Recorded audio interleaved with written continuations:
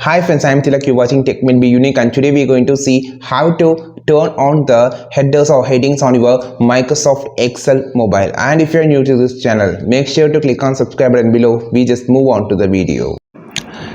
So how to enable the headers in your Microsoft Excel mobile, I just going to show in this video. So I just opening this. Actually, I just turned off the header for this particular file. So if you open up another file, you can see the header. So you can just turn off the header for a particular file. If it is particular file has the header is turned off, you can just turn on by using this particular option. Click on the cell first and you will see this other option. Just click this and it will be on the home section. You just want to change to the view section, and here just scroll down. You will see the header or heading is turned off, this option.